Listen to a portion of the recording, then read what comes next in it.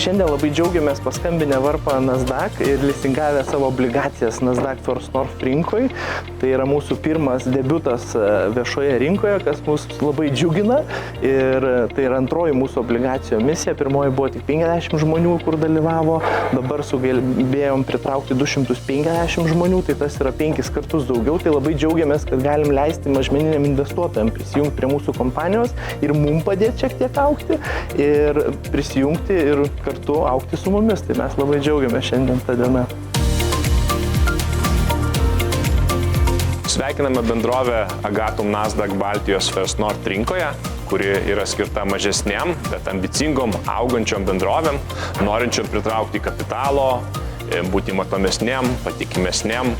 Labai džiugu, kad ši rinka pritraukia vis daugiau nekilnojamo turto bendrovių ir linkime bendrovėje Agatum visokeriopos sėkmės ir toliau kurti sėkmingai savo istoriją.